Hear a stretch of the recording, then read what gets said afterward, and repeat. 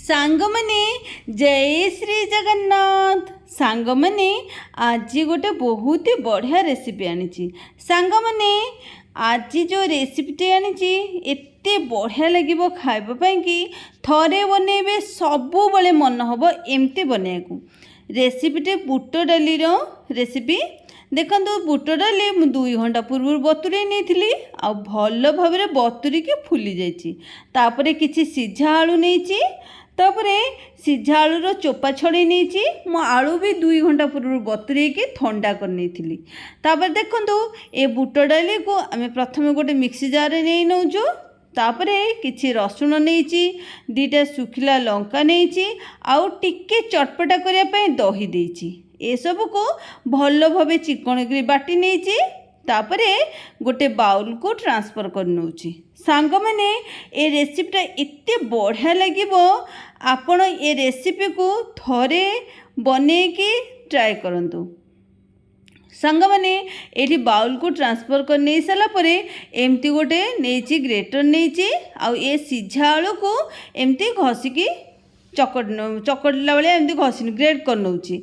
सांग माने ग्रेड करने द्वारा आलूर पीस पीस रही आउ आलू भल भाव मिसी जीव ए बुट बटा सांगे। सांग माने आपण चाहिए हाथ रे भी भल भाव चकटी नहीं पारे किंतु एथेरे ग्रेड करने आपण मानक सहज हम। तो देखो सबुजाक आलू को मुझे भल से ग्रेड कर नहीं तापर ये कौन करवा आम ए बेटर देहरे ए आलू सीझा को भल से गोले नबा चकटिकी गोले नबा जोटा कि भल भाव मिसीज बुट बटा सांगे आलू सीझा आलूर ये ग्रेड गुड़ाक भल से मिसीज।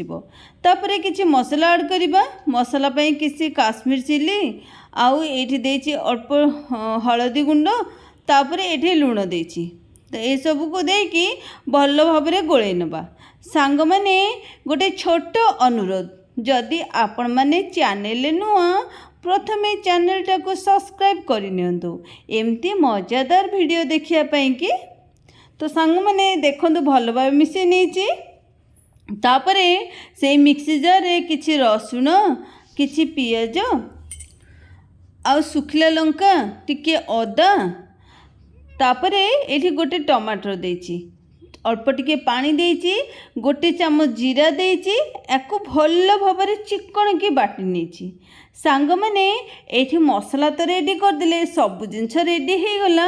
एबे आमे कौन करवा अल्प टिके सोरिष तेल नहीं तापरे बुट ए जो आमे बेटरटा बनै थिले देखंतु ताकू एमती हाथ रे अल्प अल्प नहीं कि ताकू एमती तेल रे पकई ना। प्रथमे तेल टी भल भाव गरम करने तापर ए बुट बटा को हाथ में एमती राउंड शेप में मु दौची एमती हाथ में नहीं कि अल्प अल्प की पकई ने ये केते बढ़िया से फुली जाउची सांग माने देखंतु आउ यार बास्ना भी बहुत बढ़िया बास्ना। तो सांग माने तापर देखंतु गोटे साइड तो हो गलानी नाली नाली हो गलानी पूरा।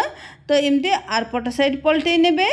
तो सांग माने याकू कौन करेंगे भल भाव एमती दीपट साइड भाजिकी काढ़ी ने देखु केते बढ़िया से दीपट साइड बनी भाजी गलानी।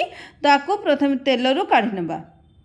सांग माने एटा मु आपण मानकु देखि दूची एटा काढ़ी सारा परे गरम भी अच्छी किंतु केते बढ़िया से ये पूरा ऊपर टिके क्रंची रहिबो आउ भीतर नरम रहिबो एते बढ़िया से ये बनी जिवो। तो मु एटा आपन को ए देखो केते एटा बनैया भितर हेटी पिला माने सब आसिकी मामा कौन बनाऊँ कहीकि नहीं अधा खाई सारे। तो ये देखूँ मुझे छाणी सारा पर बहुत गुड़े तेल बड़ी थिला तो मैं तेल को काढ़ी नहीं आउ ए देखो सांग माने एटा केते बढ़िया है कटलेटा पूरा देखो ऊपर क्रंची अच्छी भीतर केते नरम अच्छी। तापर मुझे तेल सब काढ़ी सारा पर सांग माने ये जो तेल बड़ी आधे गोटे चामच चीनी दबा चीनी टिके नाली नाली है फेण फेण ही ऊपर को आसिले आमने ये कलर पे रेडी हो गलानी। तो एबे कौन करवा एबे आमे पियाज देदबा। सांग माने पियाज पकई सारा पर टिके भल भाव पियाज को एथरे गोले नबा। तापर ये कौन करवा देखो पियाज केते बढ़िया से भाजी गलानी। तो ये आम जो बटाटा बाटी थिले मसलाटा ए मसलाटा ये देदबा। ସାଙ୍ଗମାନେ ଏ ମସଲା ଦେଇ ସାରିଲା ପରେ ଭଲ ଭାବରେ ଗୋଳେଇ ନେବେ। ଆଉ ମସଲାର ପାଣି ଅଂଶ ସରିବା ପର୍ଯ୍ୟନ୍ତ ଏଇଟା କଷିବେ। ତ ସାଙ୍ଗମାନେ ଏଇଠି ମସଲାରେ ଦେବା ଅଳ୍ପ ହଳଦୀ ଗୁଣ୍ଡ, ସ୍ୱାଦ ହିସାବରେ ଲୁଣ, ଯେତିକି ଆପଣ ଝୋଳ ରଖିବେ ସେଇ ହିସାବରେ ଲୁଣ ଦେବେ। ତ ଏଇଠି ହଳଦୀ ଗୁଣ୍ଡ, ଲୁଣ ଆଉ ଅଧ ଚାମଚ କାଶ୍ମୀର ଚିଲି ଦେଇଛି ଟିକେ କଲର୍ ପାଇଁକି। ଚିନି ଦେଇଥିଲି, ତାପରେ କାଶ୍ମୀର ଚିଲି ଦେଇଛି, ଇଏ ବହୁତ ବଢ଼ିଆ କଲର୍ ଆସିଯିବ। ତାପରେ ମୁଁ ଏଇଠି ପାଣି ଟିକେ ଦେଇଛି। ଯେଉଁ ବାଉଲରେ ମୁଁ ବେସନ ଗୋଳେଇକି ଛାଣୁଥିଲି ସେଇ ବାଉଲରେ କିଛି ବେସନ ବି ଲାଗିଥିଲା, ତା ଦେହରେ ଅଳ୍ପ ଗରମ ପାଣି ମିଶାଇ ଦେଇଛି। ତ ଏଇଠି ଦେଖନ୍ତୁ ପାଣି ଦେଇ ସାରିଲା ପରେ ଆମେ ଏଠି ଟିକେ ମସଲା ଆଡ଼୍ କରିବା। ମସଲା ପାଇଁ ମୁଁ ଏଠି ମିଟ୍ ମସଲା ଅଧ ଚାମଚ ପକାଇଛି, ଆଉ ଏଠି କସ୍ତୁରୀ ମେଥି ପକାଇଛି। କସ୍ତୁରୀ ମେଥିରେ ୟାର ବାସ୍ନା ବହୁତ ହି ବଢ଼ିଆ ବାସ୍ନା ଆସିବା ସାଙ୍ଗେ ସାଙ୍ଗେ ସ୍ୱାଦ ବି ବହୁତ ବଢ଼ିଆ ସେ ସ୍ୱାଦ ଆସିବ। ତ ସାଙ୍ଗମାନେ ଏସବୁକୁ ଭଲ ଭାବରେ ପ୍ରଥମେ ଗୋଳେଇ ନେଇଛି। ତାପରେ ଏଠି କ'ଣ କରିବା, ଆଉ ମସଲା ସିଝିବା ପାଇଁକି ଏଠି ଘୋଡ଼େଇ ଦେବା। ଦେଖନ୍ତୁ 1 ମିନିଟ୍ ପାଇଁ ଘୋଡ଼େଇ ଦେଇଥିଲି, କେତେ ବଢ଼ିଆ ସେ ମସଲା ସିଝିଗଲାଣି। ତ ଏବେ ଆମେ ଆଉ କ'ଣ କରିବା, ଏଠି ମସଲା ଯେତେବେଳେ ଆମେ ଦେଖିଲେ ସିଝିଗଲାଣି, ଏଠି ଆପଣ ଚାହିଁଲେ ଆଉ ପାଣି ଯେତିକି ଆପଣ ଝୋଳ ରଖିବେ ସେଇ ହିସାବରେ ଆଉ ପାଣି ଦେଇଦେବା।